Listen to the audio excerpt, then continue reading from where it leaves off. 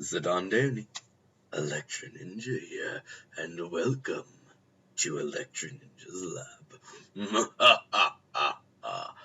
It's time for spooky stories. So, I have 4 stories for you guys today, and they're told by each of the 4 main members of Electro Ninja's lab, including myself, Admiral Teddy, James Johnson, and the Doctor. So, hope you guys enjoy. But let's get straight into these with our first story.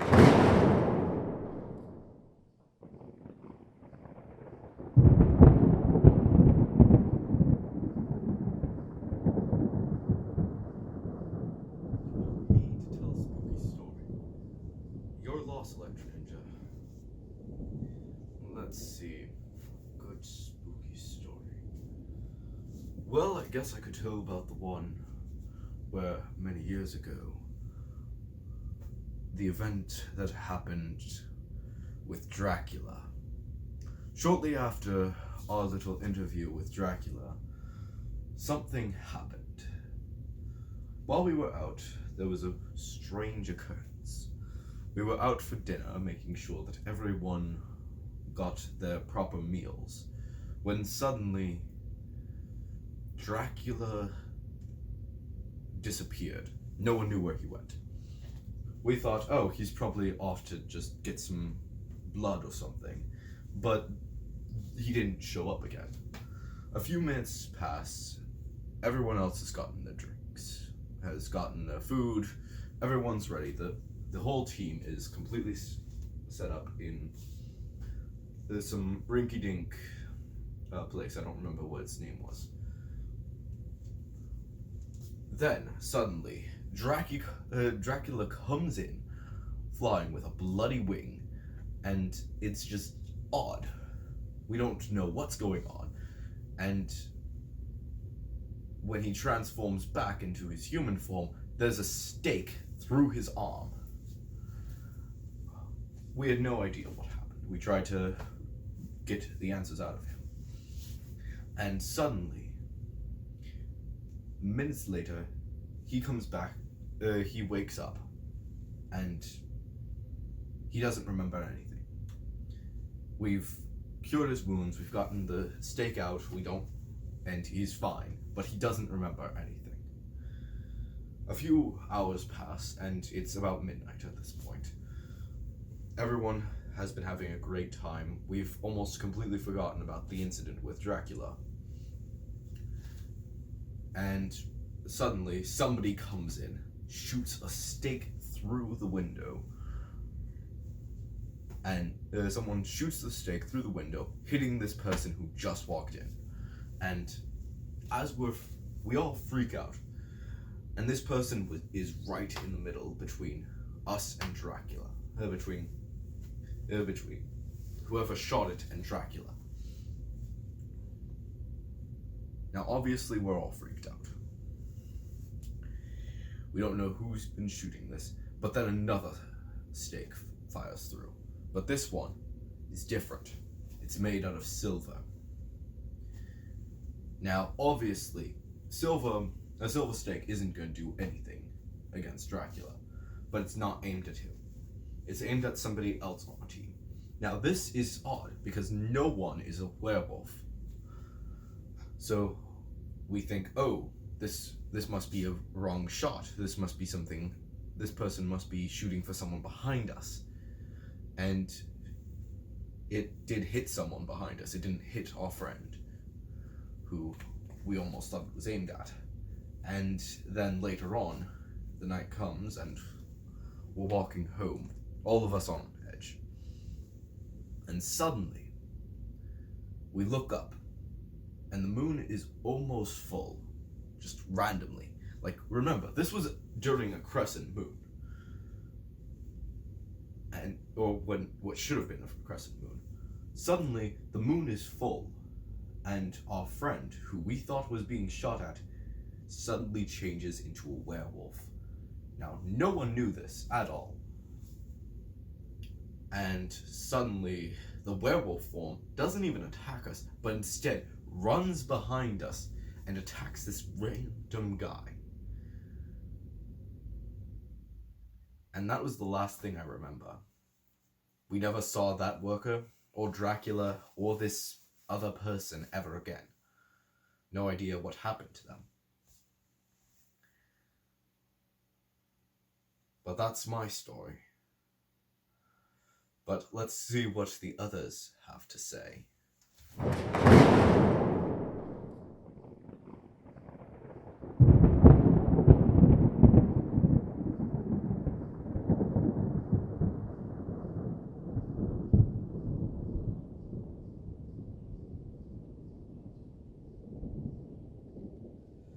Let's see here. So, not long ago, I'm not remembering the exact date, but I was on an adventure with a few friends. Doesn't really matter who they were, but it was an interesting story, to say the least. Now, we've dealt with a lot of crazies in our time, but none were as crazy as this one. So we're on the ship, all me and my entire crew, and suddenly this ship suddenly appears. Nobody knows what it is or what's going on. So we obviously freak out. We arm the ship, we arm the cannons, we're ready to engage in combat, and we call out to the ship. No one answers. Suddenly, out of nowhere, we get this weird static, and a voice comes out. We're not sure who it is or what it is, but they're speaking Asio. And they say, now, it was staticky, so it's not exactly... So we thought that was what they said, but it didn't make sense. It was almost a CO, but it's just something off. And it didn't sound quite right to make it be those exact words. They're just random words. Nothing set. So we call back to them. Is it on? And no one answers. We ask them how they are. We ask them if they need help, and no one responds. And then we get a few minutes pass. We're still on edge. Nobody's responded. And suddenly we hear this Zondrik, Zondrik. And now obviously nobody's been called Zonderly for a long time. For obvious reasons. So we have no idea what's going on. We're just like, hello? Is something wrong? And then, for some reason, they say, Zonderly Kundrik is on our ship. And it's clear, and we don't understand. Now, we say, obviously, Zonderly Kundrik has been dead for thousands of years.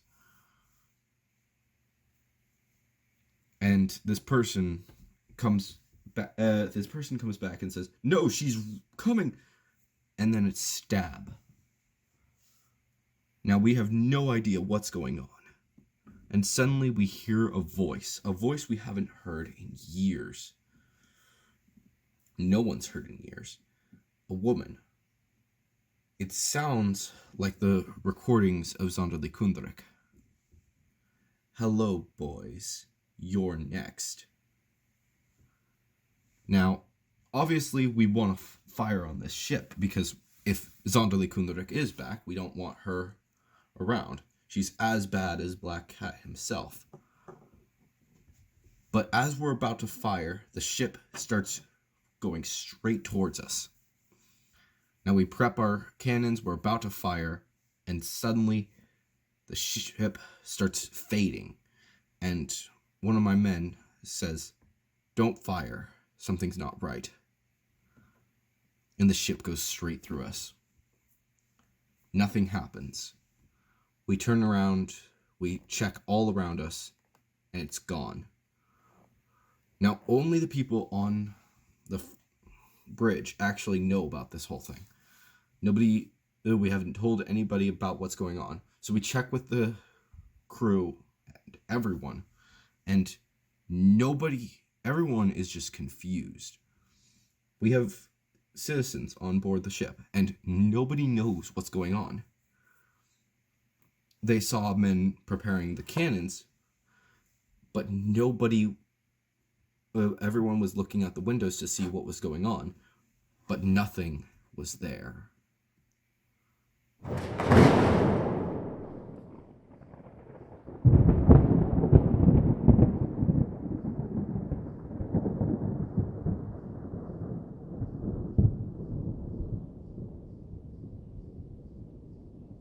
As me and Ember explored the lab for the first time was when this story took place.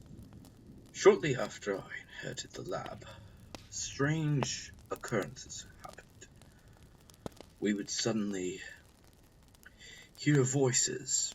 We didn't know who they were, and it was like giggling throughout the entire halls. Every morning I would get back up, check the halls, check everything, I even checked the vents, but there was nothing. Days passed, and it continued to happen.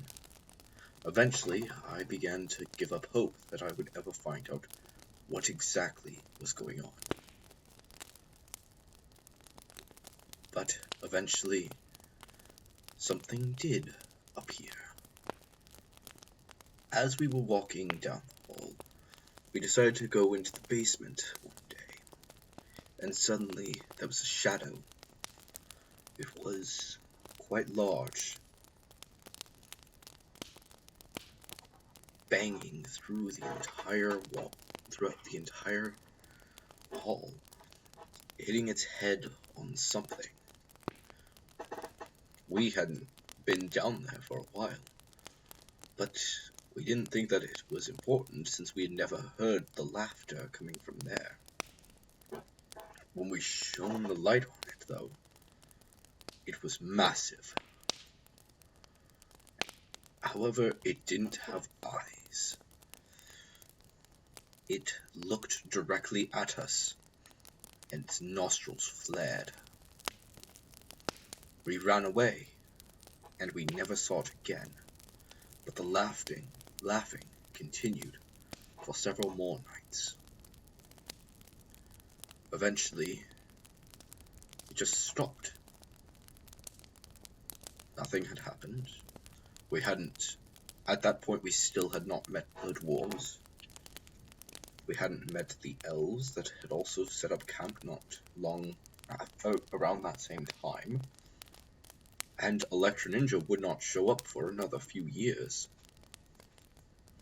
The laughter just suddenly stopped. A few days later, we met with the dwarves, and needless to say, I was worried. The exact situation was still unclear, and even they, when I told them about it, were confused. Eventually, they thought maybe goblins, but no one had ever seen goblins, especially Kodakian goblins. But to this day, we still have no idea what it could have been.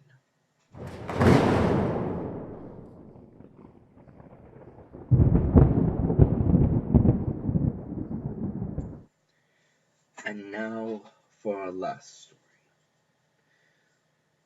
This story is very different from all the stories that I've been telling before, as this was a story that randomly came to me.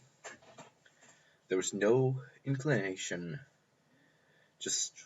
I was thinking, what would be a good Halloween story to tell my classmates? No one had heard of it. And it sounded very creepy. So let me tell you this story. Many years ago, at my high school, there were many people having fun on Halloween night.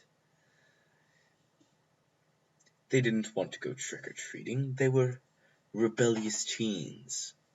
They wanted to prank everyone. So they went to the high school, broke off into pairs to have a little bit of fun. In every group, they went off to go do the devil's tango. Eventually, they all gathered together, but when they came back, two of them were fighting. This was nearing midnight, so the others, not really wanting to deal with this situation, said, "Go deal with it on your own," leaving the two to bicker it out. A few minutes later, at midnight, they heard a scream. It didn't sound like either of the two, but needless to say, they were worried and went looking for them. Eventually, they found the two of them. The guy was walking towards them with a giant metal spike coming through his chest. No one knew where the girl was until suddenly the guy fell forward, and on his back, spiked to him, was the girl's torso, nothing more.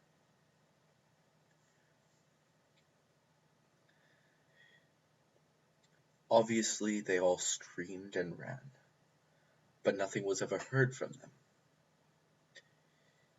The next morning, when teachers arrived and the janitors arrived to make sure that the school was nice and clean for the students,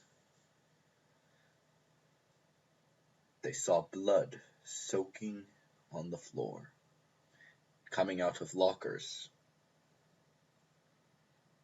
Opening up the lockers, they found all of the students' body parts cut up into pieces. And no one ever knew what happened. Did you guys enjoy those stories? I know I didn't. Just kidding. If you guys enjoyed them, please leave a like. And if you have any of your own spooky stories, I want to hear them down in the comments below. And of course, if you guys have any theories that you want me to talk about in my fan theory review, remember to put them down in the comments and make sure to use the hashtag theory review, and it will be, and I will make sure to put it in the video. But anyways, guys, I hope you guys have enjoyed, and I have been Electro Ninja, and I will see you guys next time. But on.